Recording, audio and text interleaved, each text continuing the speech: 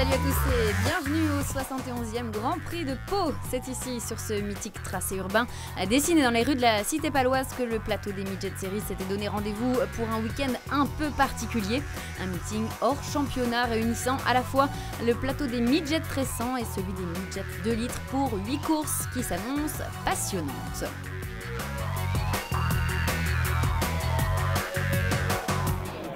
Mais avant de se plonger au cœur du peloton, je vous propose d'aller découvrir ce circuit de Pauville pour la toute première fois au volant d'une Midget 2 litres avec le très expérimenté Jean-Noël Langtuy aux commentaires.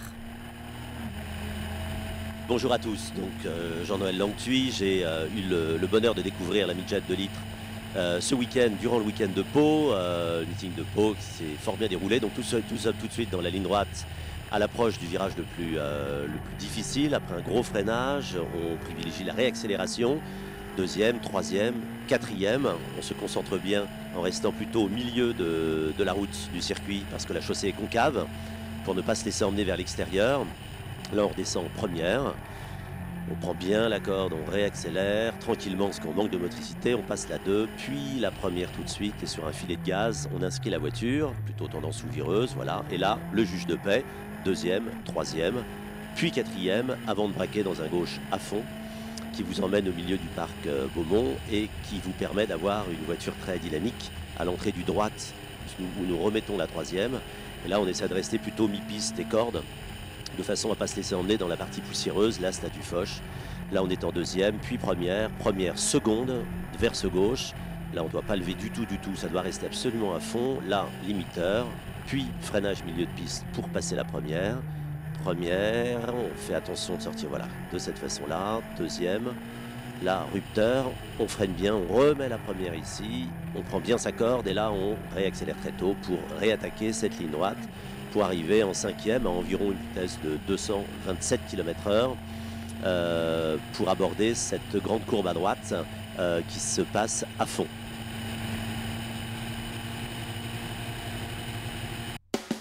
Et si certains pilotes comme Jean-Noël Langtuy connaissent bien ce tracé si particulier, d'autres en revanche le découvrent ce week-end.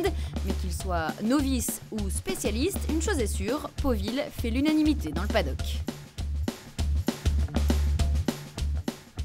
Pau, bon, c'est un circuit mythique et qui est vraiment à la hauteur de sa réputation. C'est très technique, très rapide.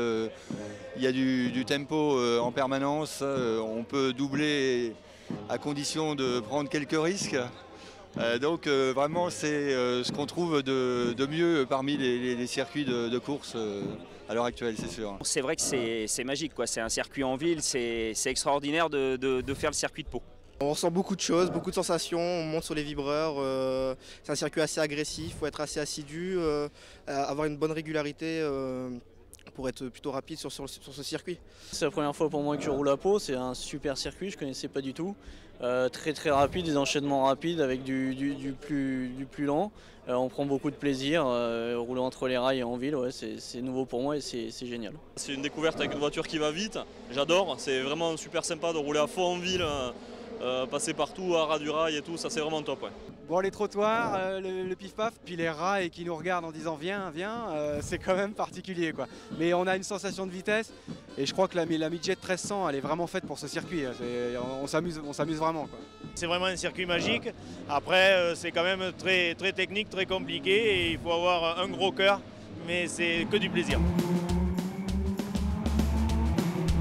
Il faut être raisonnable, il ne faut pas surconduire, je crois qu'il faut rester, pas se laisser gagner se laisser griser, il faut suivre un petit peu le rythme et pas s'affoler parce que effectivement quand il y a une faute, c'est payé cash. Ouais, ça pardonne rien là. Hier au qualif, j'ai pris un mur d'ailleurs, donc j'ai testé, bon c'est bon, j'ai vu. Il faut trouver la limite entre le trop et le pas assez, et en fait elle est très mince la limite. Donc on fait au mieux, il faut faire attention, voilà, il ne faut pas en faire trop. Il faut faire très attention et en même temps il faut prendre des risques aussi, il faut attaquer, sinon on peut pas se placer. Donc ça nous met une pression et une dose d'adrénaline en plus par rapport à tout ce qu'on peut connaître habituellement. Donc c'est ça qui est particulièrement sympa sur ce circuit. Et sans plus attendre, on va retrouver les midgets de litre dans ces rues de Pau pour la première course du week-end. Des midgets de litre qui ont fait leur grand début il y a quelques semaines à l'Édenon. Et pour ce premier rendez-vous du week-end, c'est le patron de la midget, Jean-Philippe Dérault, qui a signé la pole position devant Jean-Noël Langtuy, Lionel Mazard et Ronald Basso. Voilà, c'est parti pour 11 tours et le poleman qui conserve sa place malgré la forte pression de Langtuy et surtout de Mazard derrière lui.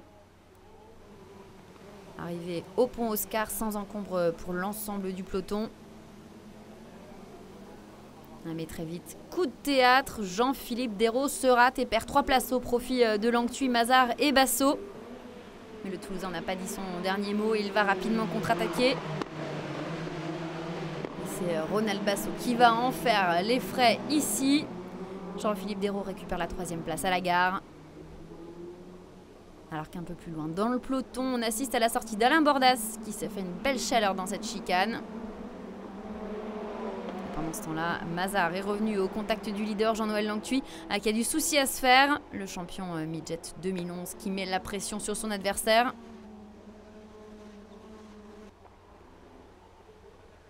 Et qui va partir à la faute dans cette grande courbe à gauche. Le pilote de la 8 qui a endommagé son bolide, mais qui va parvenir à repartir pour rejoindre les stands. Et si Jean-Noël Langtuy se croit tranquille en tête, il va rapidement déchanter, car derrière lui, Jean-Philippe Dérault est revenu dans ses roues. Le créateur de cette midget de litre qui poursuit ici son développement en conditions réelles ne dispute pas le championnat, ce qui ne l'empêche pas de se mêler à la bagarre. La preuve ici avec ce dépassement sur le leader. Dérault s'empare des commandes de la course à quelques encablures de l'arrivée. Un dépassement pour la bonne forme puisqu'il va laisser repasser son adversaire à quelques mètres plus tard avant de s'effacer sportivement pour lui laisser la victoire. Jean-Noël Langtuy passe donc tranquillement à l'arrivée alors que derrière, ça se bagarre jusqu'au bout entre Gutiérrez et Codet. Basso et Raymondis complètent eux ce premier podium. Et vous l'avez sans doute suivi en direct sur notre antenne, Jean-Noël Langtuy se sera décidément montré impérial dans les rues de Pau. Vainqueur des courses 2 et 3, le patron du Team Anom vise le carton plein. Y parviendra-t-il? La réponse dans quelques instants. Cela semble en tout cas bien parti puisque dans cette dernière course, il s'élancera depuis la pole devant Mazard, Gutiérrez, Cozin, Codet, Dérault, Basso et Bordas. Allez, le départ et c'est très serré entre les deux pensionnaires de la première ligne. Langtuy, Mazard, qui va avoir l'avantage? Eh bien, c'est le poleman Jean-Noël Langtuy qui s'impose avec autorité sur le peloton. Suivent Mazard et Gutiérrez alors que Dérault est déjà revenu à la 4e position. Dérault qui se lance à la poursuite d'Éric Gutiérrez. Le pilote de la numéro 2 va plutôt bien résister aux attaques du patron de la série. Avant finalement de devoir lui céder dans le 3e tour. Dérault qui passe ici à la gare. Et Gutiérrez qui se retrouve immédiatement sous la menace de Ronald Basso. Un Basso qui, malgré sa récente découverte de la midget de litre, demeure un pilote d'expérience dans la catégorie. Et il va le prouver en trouvant l'ouverture sur son adversaire.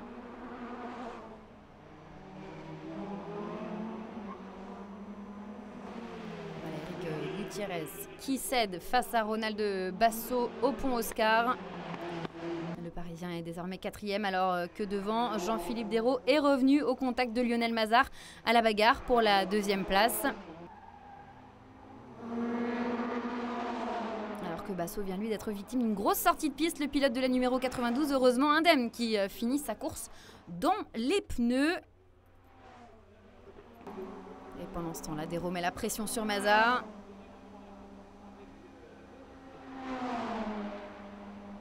Et il trouve l'ouverture sur son rival à la gare à 3 tours de l'arrivée.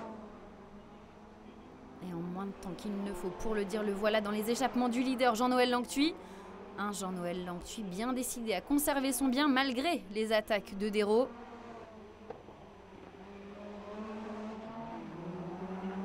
C'est bien en vainqueur que Langtuy va passer l'arrivée. Carton plein pour le pilote de la numéro 6 ce week-end avec 4 victoires en 4 courses. 2e place pour Mazard devant Codet.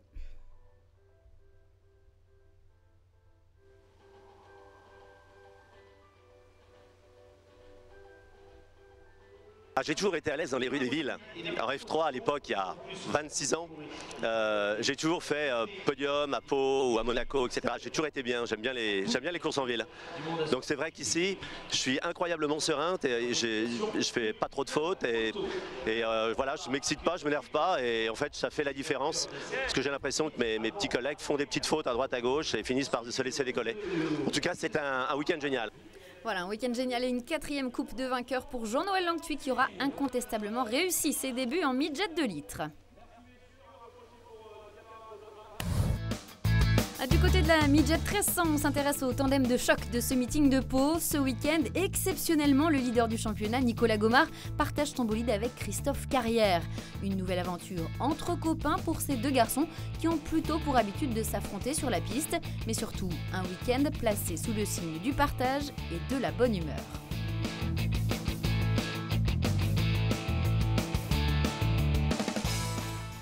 La seule chose qu'on peut à peu près partager, compte tenu qu'on est mariés tous les deux, c'est notre la auto. voiture. C'est la voiture, Voilà. c'est la seule chose qu'on peut partager. Non, l'idée vient de lui, comme je te disais tout à l'heure, et franchement, moi de mon côté, je ne le regrette pas. Pour le moment, ça se passait bien. Demain, on part tous les deux en première ligne sur les courses de l'après-midi, donc c'est très bien. C'est vrai que c'est moi qui ai eu l'idée, on était un peu...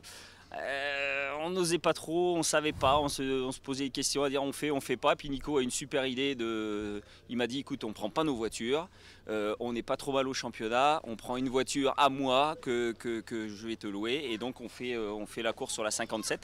Et j'avoue que c'est vrai que c'est très sympa de partager le volant avec Nico parce que c'est un très bon pote, on s'entend super bien. Et par contre, la difficulté, c'est surtout de se mettre dans le bain parce que les chronos, c'est aussi bien au niveau des libres que des chronos, c'était compliqué. 3-4 tours à chaque fois, c'est chaud, d'autant plus qu'on ne connaît pas le circuit. Avant c'était un concurrent et maintenant c'est devenu un copain et un ami.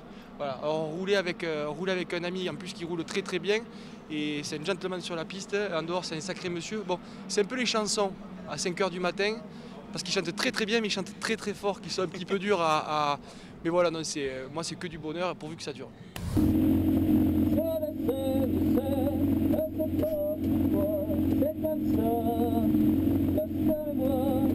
Qu'est-ce qu'on peut vous souhaiter pour ce week-end de Pau?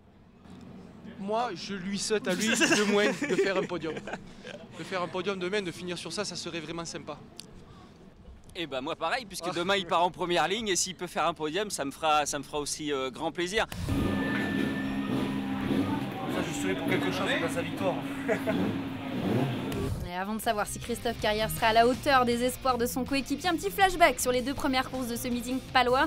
Et dans la première course des pilotes, vous le voyez, c'est là encore un pilote d'expérience qui a déjoué les pièges du Grand Prix de Pau. Victoire de Jacques Goucho devant Stéphane Georges et Patrice Tiva.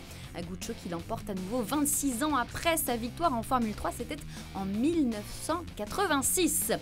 Place maintenant à la première course des pilotes B avec cette fois un Stéphane Georges qui a très largement tiré son épingle du jeu. Première victoire pour lui cette saison. Le pilote de la numéro 78 devance Patrice Garouste et Florian Potier. Voilà Stéphane Georges qui a laissé éclater sa joie à l'arrivée, vous allez le voir.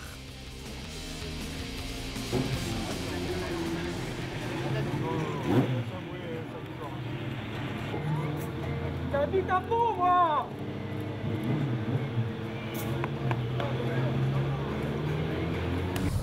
Allez, on s'intéresse maintenant à la 3e course de ce rendez-vous palois et comme il nous le disait il y a quelques instants, c'est Christophe Carrière qui s'élancera depuis la pole devant Laurent Bambalère, Manu Damiani et Hubert Terrier. Sur la 3e ligne, on retrouve la seule femme de ce plateau midget 1300, Juliette Palassin qui devance Florian Potier, Patrice Garouste et Patrice Tiva. Juliette Palassin que l'on retrouve dans le peloton à quelques instants du départ.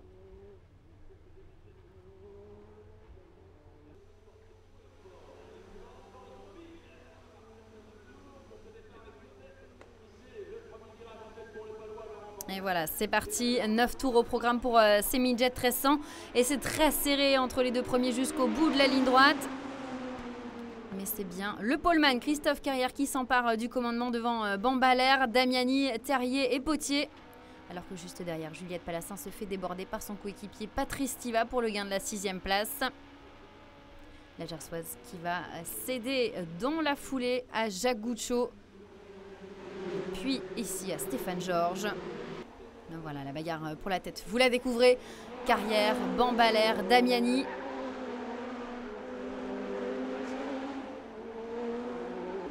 Damiani qui va se décaler dans la ligne droite dès la fin de ce premier tour.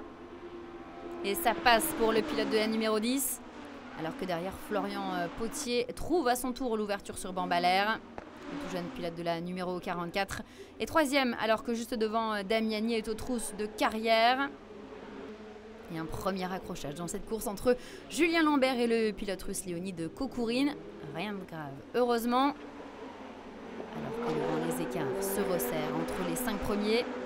À noter notamment le beau retour de Jacques Goucho, parti 10e sur la grille de départ et qui pointe déjà à la 4e position en à peine 3 tours. Un véritable tour de force du Parisien sur cette piste particulièrement étroite. Et ce n'est pas fini car le voilà à la bagarre avec Florian Potier.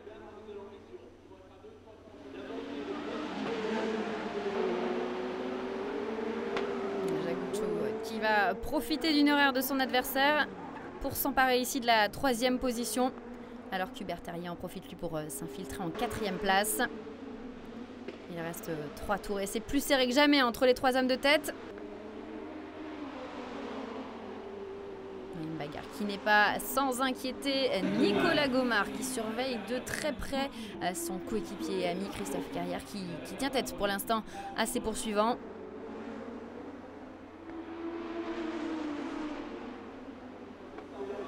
C'est très chaud hein, entre les hommes de tête à l'entame de cet avant-dernier tour.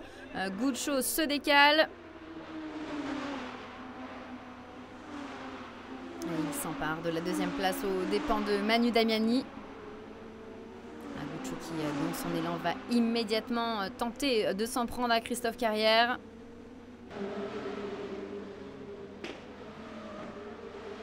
Et le pilote de la 27 va trouver l'ouverture dans cette grande courbe dite du casino.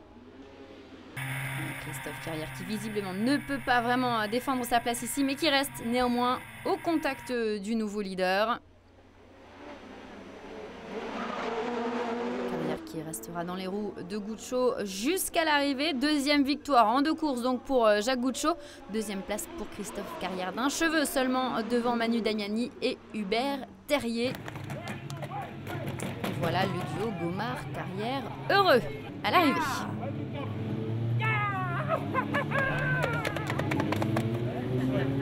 Jacques était beaucoup plus rapide au niveau du circuit. J'ai pas tenté de le retenir non plus, de le contenir, ça servait à rien. Je risquais de perdre ma 2e place aussi. Donc du coup, moi, je suis très content de finir 2e.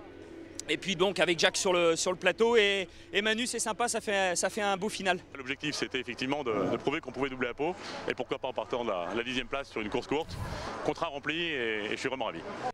Voilà le podium de cette 3e course, je vous le rappelle, Jacques Goucho, Christophe Carrière et Manu Damiani. Place maintenant à la dernière course de ce Grand Prix de Pau dans la catégorie Midget 1300 avec la pole pour Bruno Taltavul devant le coéquipier de Christophe Carrière, j'ai nommé Nicolas Gomard. Sur la 2e ligne, on retrouve Didier Lescos devant Laurent Bambalère. Suivent Hubert Terrier, Manu Damiani, Thierry Lacarbe et Florian Potier.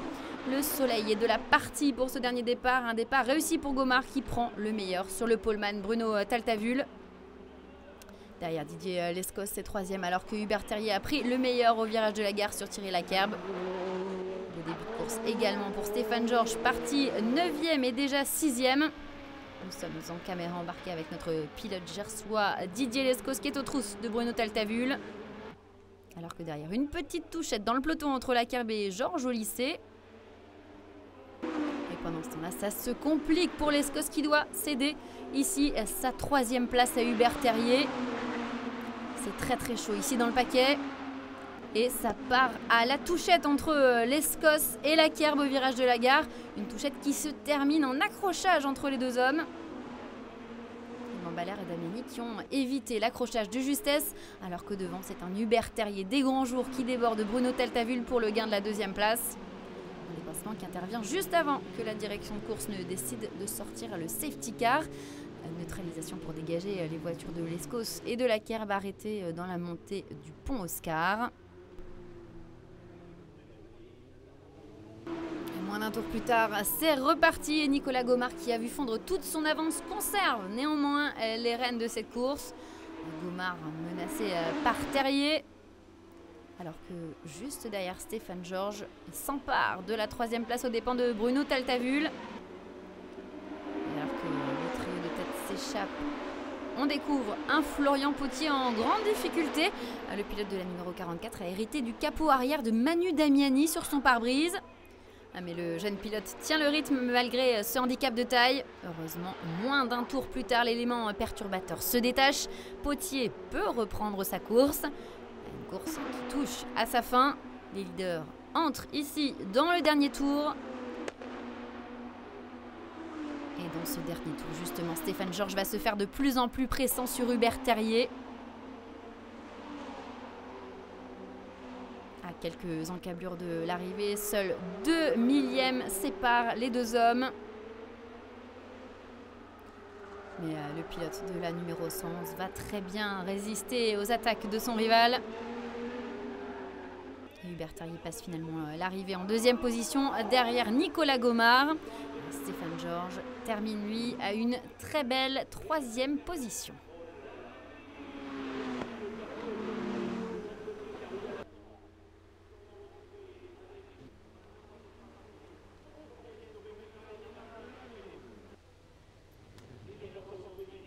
Et voilà le vainqueur Nicolas Gomard qui, après la 2e place de Christophe Carrière, signe ce premier succès du week-end.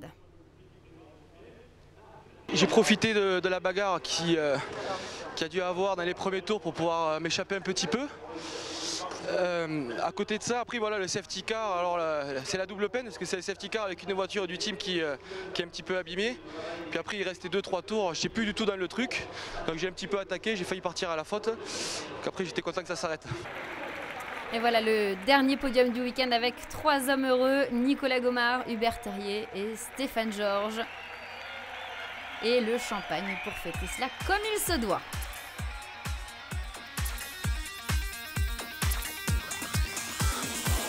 Voilà, ainsi s'achève ce résumé du Grand Prix de Pau Midget. Prochain rendez-vous, ce sera sur le circuit du Val de Vienne les 23 et 24 juin prochains. Salut à tous.